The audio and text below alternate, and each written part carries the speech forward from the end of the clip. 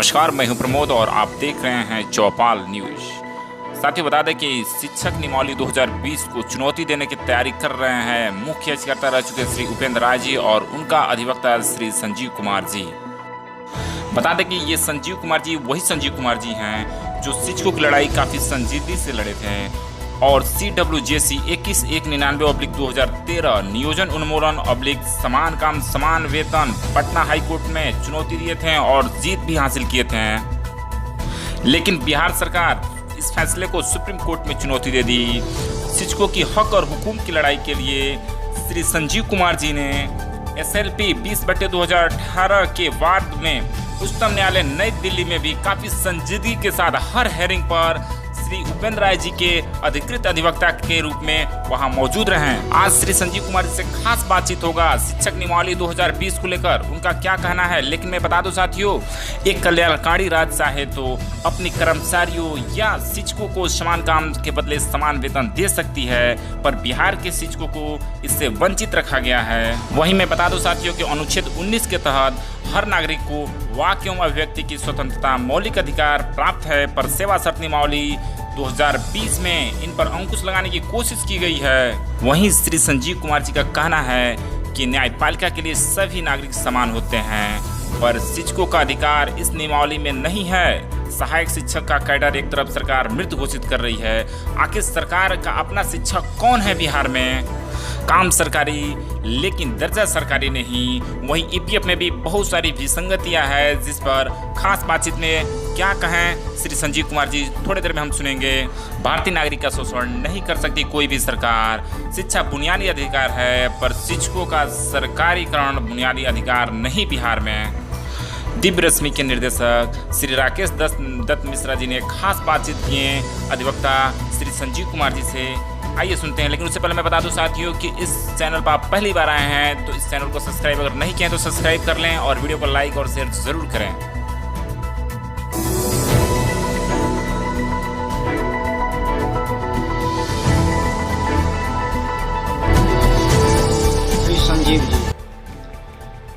संजीव जी लगातार जनहित के मुद्दों पे कार्य करते रहे हैं। पिछले दिनों काफ़ी चर्चित रहे हैं शिक्षकों के मामले में। संजीव जी, शिक्षकों के लिए फिर से नया नियमावली बना है, क्या है ये, और इससे आपका जो पुराना केस था उसका कहाँ असर पड़ेगा? ये जो सरकार नई नियमावली बनाई है, अगर इसकी तुलना पुराने नियमावली से की जाए तो बहुत अंतर नहीं है। पुरानी नियमावली जो थी उसमें हम लोगों ने न्यायपालिका में इस बात के लिए चुनौती दी थी कि ये नियमावली भारतीय संविधान के अनुच्छेद 14 के आलोक में गलत है। यह नियमावली खुला आर्टिकल 14 का वायलेशन करती है। तो लंबी मुकदमा चली, पटना उच्च न्यायालय ने पक्ष में फैसला दिया, सरकार ने उसके खिलाफ सुप्रीम कोर्ट का दरवाजा खटखटाई। वहाँ भी डे टू डे सुनवाई लंबी अवधि तक चली, हर एक पहलुओं पर विचार किया गया। अंततः शिक्षक संघ वह मुकदमा हार गए और सरकार की उसमें सफलता प्राप्त हुई। उस नियमावली में सर्वोच्च न्यायालय ने स्पष्ट रूप से कहा था कि चूंकि ये एक अलग कैडर है रेगुलर शिक्षक का और ये नियोजित शिक्षक पंचायत शिक्षक हैं, इसलिए इनके बराबर में इनकी सैलरी नहीं हो सकती। इनका अपॉइंटमेंट का प्रोसेस अलग है, इनका कैडर अलग है, इसलिए उनके बराबर में नहीं दी जा सकती। लेकिन उस नियमावली में भी बहुत सारी बातों का समावेश किया गया। न्यायपालिका ने कुछ गाइडलाइन भी दिए थे इस आलोक में शिक्षकों को राहत देने। उसके बाद सरकार ने एक नई नियमावली बनाई, वो भी अब लागू हो गया है। इस नियमावली में भी अगर बारीकी से देखा जाए तो संविधान के अनुच्छेद 14 का पूरी तरह से उल्लंघन है। किसी भी व्यक्ति को आप भारतीय के किसी भी नागरिक को उससे सेवा लेकर के उसका शोषण नहीं कर सकते। उसको जितनी स्वतंत्रता है, जितना संविधान के द्वारा प्रदत्त सकती है उसका भी ध्यान में रख करके नियमावली बनाई जाती है। इस नियमावली में भी बहुत सारे खामियां हैं। जैसे मान लीजिए सबसे ज्वलंत मुद्दा उनका ईपीएफ को लेकर के। ईपीएफ में एक मुद्रा को निर्धारित कर दी गई है कि इससे अधिक आप ईपीएफ में अपना योगदान नहीं दे सकते, जबकि किसी भी सरकार के कर्मचारी या प्राइवेट कर्मचारी में इस तरह की बाध्यता नहीं है। वो अपना कंट्रीब्यूशन अपने सैलरी के हिसाब से देते रहे, लेकिन नियोजित शिक्षकों के मामले में उनका कंट्रीब्यूशन को निर्धारित कर दिया गया कि एक सीमा के बाद आप इससे ज्यादा, चाहे आपकी सैलरी चाहे कुछ भी हो जाए, इतना अधिक आप योगदान नहीं दे सकते। सरकार कहीं नियोजित शिक्षकों को बंधुआ मजदूर तो नहीं समझती? देखिए, बंधुआ मजदूर नहीं समझी जा सकती। बंधुआ मजदूर हम नहीं कर सकते, राजनीतिक भाषा का इस्तेमाल हम नहीं कर सकते। मेरा काम सिर्फ इतना देखना है कि न्यायपालिका ने जो गाइडलाइन दे रखा है आज के डेट में, कि एक ही पद पर काम करने वाले किसी भी व्यक्ति को अगर वो कॉन्ट्रैक्ट पर भी अपॉइंट होता है तो उसकी भी वेतन जो है उसके बराबर होनी चाहिए। अब न्यायपालिका के आदेश का उल्लंघन करना बंधुआ मजदूर से तुलना नहीं कर सकते, उसकी परिभाषा अलग है। रही बात शिक्षकों की, तो शिक्षक में को जो अधिकार चाहिए वो अधिकार इस नियमावली में भी नहीं दिया, चाहे इसका स्थानांतरण का मामला हो, चाहे ये ईपीएफ कटौती का मामला हो, चाहे अनुकंपा के आधार पर नियुक्ति का मामला हो। ये सारे मामले में बाकी अन्य विभाग के कर्मचारी, अन्य शिक्षक से अलग रखा गया है। ये बातें समझ में नहीं आ रही है कि ये शिक्षक को एक अलग ग्रुप क्यों बनाया गया जब ये सरकार के कार्य करते हैं। दूसरी जो महत्वपूर्ण बात हम आपको बताना चाह रहे हैं कि सरकार के पास जो सहायक शिक्षक है उस कैडर को सरकार ने मरणशील कैडर घोषित कर दिया। उसके बाद अब उस कैडर में सरकार की कोई नियुक्ति नहीं। तो अब सरकार के पास कोई नियुक्ति नहीं होगी तो सरकार के पास शिक्षक नहीं, लेकिन शिक्षा विभाग तो है, उसके स्कूल हैं, उसके प्रॉपर्टी है, उसके एसेट्स हैं, सारा सिस्टम सरकार के पास में है। तो सरकार का अपना शिक्षक कौन सा है? आज भी यह शिक्षक को पंचायत शिक्षक का दर्जा दिया जाता है और इनको सरकारी शिक्षक का स्टेटस प्राप्त नहीं। सरकारी शिक्षक की श्रेणी में इनको लेते हैं। बिहार सर्विस कोड इस पर अप्लाई ही नहीं करता। इनके लिए अलग नियमावली बना है, अलग पेंशन, अलग इनका जो है सेवा शर्त है, इनका अलग स्केल बना है। सब कुछ अलग करके एक नया कैडर का ही निर्माण किया गया। ऐसा क्यों होता है? अब इनको ईपीएफ देने की बात होती है। ईपीएफ संविदा कर्मी को दी जाती है। सरकार ने इनको सरकारी सेवक के तरह इनको जीपीएफ क्यों नहीं दिया? सरकार के पास जब शिक्षा विभाग है, सरकारी शिक्षक भी होना चाहिए। आज भी सहायक शिक्षक का स्टेटस इनको प्राप्त नहीं है। ये सबसे बड़ी खामी है। ये सारे काम सरकार के करते हैं, सरकार के विद्यालय में ये पढ़ाते हैं। अपॉइंटमेंट के प्रोसेस में भी सरकार के पदाधिकारी इन्वॉल्व होते हैं। नियमावली सरकार बनाती है, लेकिन इनको सरकारी दर्जा आज भी प्राप्त नहीं है। इनको आज भी सरकारी शिक्षक का दर्जा प्राप्त नहीं है। ये बहुत ही मतलब कि ये कहा जाए कि भेदभावपूर्ण रवैया सरकार का यहाँ सामने आ रहा है शिक्षकों की नियमावली बनाने के मामले। शिक्षा के साथ ये दो तरह का व्यवहार सरकार क्यों करती है?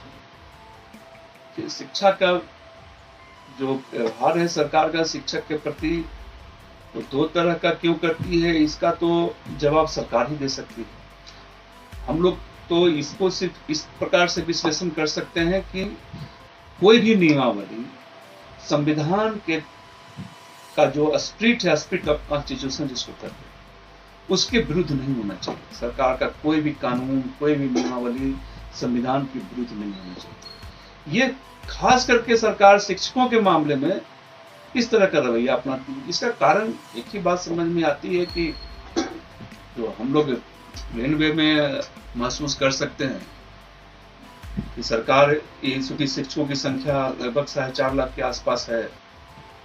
तो इतने बड़ी तादाद में शिक्षकों को वेतन देना, सरकारी कर्मचारी घोषित करना, कहीं ना कहीं सरकार के ऊपर एक आर्थिक बोझ पड़ेगा। इस वजह से इस तरह का भेदभावपूर्ण रवैया अपनाती है, और तो कोई कारण नहीं। संविधान के आगे सब कोई बराबर है, सभी शिक्षक बराबर हैं, सभी नागरिक बराबर हैं। किसी भी नागरिक का शोषण आप नहीं कर सकते। सरकार के पास तो अगर मान लीजिए कि शिक्षक हैं, अगर नियमावली बनाते हैं, शिक्षा या किसी विभाग में नियमावली बनाते हैं कि किसी भी आदमी को हम 500 रुपया ही देंगे, आपको करना है तो करिए, नहीं करना है तो आप करिए। अब इस बेरोजगारी के दौर में जहाँ गरीब लोग हैं वहां तो आ जाएंगे काम करने के लिए, वो तो मजबूर है काम करने के लिए, लेकिन सोचना तो सरकार को है इस वेलफेयर स्टेट में। ये तो शोषण है ना। यस, बिल्कुल। इस तरह से अगर सरकार नियमावली बनाती है, ये भारतीय नागरिक का शोषण है। Supreme court, Patna high court अपने कई निर्णयों में यह कह चुका है कि सरकार अपने नागरिकों का शोषण नहीं कर सकती, लेकिन इस प्रकार से मजबूर करना कि आपको इतना वेतन देंगे, आपको करना है करिए, नहीं करना है तो आप जाइए, तो गरीब आदमी, बेरोजगार लड़का कहाँ जाएगा? तो कुछ न कुछ, जहाँ भूखे रह रहा हो, कुछ न कुछ तो वेतन लेके काम करेगा जीवन यापन के लिए। लेकिन ये वेलफेयर स्टेट में ये सही नहीं।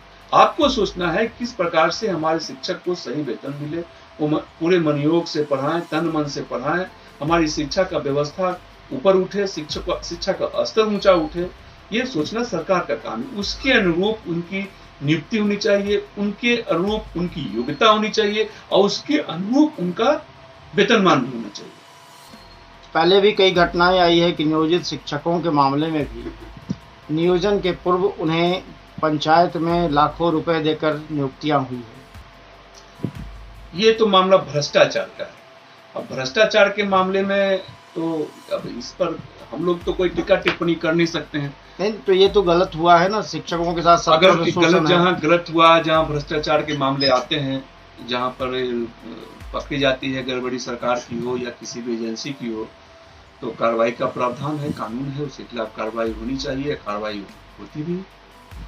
ये कॉन्ट्रैक्चुअल शब्द जो आजकल प्रचलित है, खासकर बिहार में नीतीश जी के आने के बाद से शुरू हुआ है, तो इसमें तो बेरोजगार युवकों का शोषण ज़्यादा हो रहा है। इसके लिए रोकने का कोई प्रावधान है? इसका रोकने का प्रावधान ऑलरेडी उच्च न्यायालय ने कर दिया। आप शोषण नहीं कर सकते, आप कॉन्ट्रेक्चुअल अपॉइंटमेंट कर सकते हैं, कॉन्ट्रैक्ट पर बहाल कर सकते हैं, लेकिन उसका शोषण नहीं कर सकते। तो कॉन्ट्रेक्चुअल अपॉइंटमेंट तो शोषण ही तो हो रहा है। कॉन्ट्रेक्चुअल अपॉइंटमेंट में आप बहाल करके अगर वेतन आप उसी स्तर का दीजिए जिस स्तर के वो लायक है, तो ये शोषण नहीं होगा। लेकिन अगर कॉन्ट्रेक्चुअल अपॉइंटमेंट पर आप बहाल करके वेतन उसको, उसका जो एक सब्सिस्टेंस लेवल है उससे भी नीचे जाके आप देते हैं, तो ये उसका शोषण है। तो सुप्रीम कोर्ट ने भी अपने एक फैसला में कह दिया कि अगर आप संविदा पर भी किसी को बहाल करते हैं, तो जिस पद पर बहाल करते हैं उसी पद पर कोई रेगुलर कर्मचारी जो काम कर रहा है और उस रेगुलर कर्मचारी को जो वेतनमान दी जा रही है, ये भी उसका हकदार है। तो आप करिए संविदा पर बहाली, इस पर रोक नहीं है, सरकार अपनी व्यवस्था के हिसाब से कर सकती है, लेकिन उसकी सेवा का दुरुपयोग आप कर सकते हैं। आप नागरिकों का शोषण नहीं कर सकते। अगर वो उस सेवा पर उस तरह का सेवा दे रहा है, तो उस सेवा के लायक जो उसका वेतनमान है वो उसको मिलना चाहिए। लेकिन शिक्षकों के मामले में ये लागू नहीं होता। शिक्षक को समान रूप से वही कार्य लिया जाता है जो पहले शिक्षकों के द्वारा लिया जाता रहा है। लेकिन ये जब से नियोजित शिक्षक का कॉन्सेप्ट सरकार ने लाया, तब से एक नया नियमावली बना करके उसको अलग तरह का वेतनमान, अलग तरह की व्यवस्था, अलग तरह का सेवा सब बना करके वो मुख्य धारा से उसको अलग करती है। इससे शिक्षकों का मनोयोग और मनोवृत्ति प्रभावित होता है। उसका जो उत्साह काम कार्य करने के प्रति है, शिक्षण के कार्य के प्रति है, वो घटता है। योग्यता के अनुरूप वो सेवा नहीं दे पाते हैं क्योंकि उनको उनके अनुरूप वेतनमान नहीं दिया जाता है। तो सरकार को इस मामले पर विचार करना चाहिए कि शिक्षा जो बुनियादी अधिकार है लोगों का, जहाँ बच्चे संस्कार लेते हैं उसी से उसका राष्ट्र का निर्माण होता है, वहां पर योग्य शिक्षा योग्यता के अनुसार उनका वेतनमान अवश्य मिलना चाहिए। लेकिन ये नियमावली इसका घोर उल्लंघन करता है। मतलब नई नियमावली भी शिक्षकों के हित में नहीं है? बिल्कुल नहीं। नई नियमावली में बहुत सारी खामियां हैं। कुछ मुकदमे इसके खिलाफ भी दायर हो रहे हैं। मैं भी कुछ मुकदमे इसके वैधता को चुनौती देने के लिए दायर करने की तैयारी कर रहा हूं और उम्मीद है कि न्यायपालिका द्वारा फिर से न्याय इन लोगों के पक्ष में आएगा। जी, धन्यवाद आपका।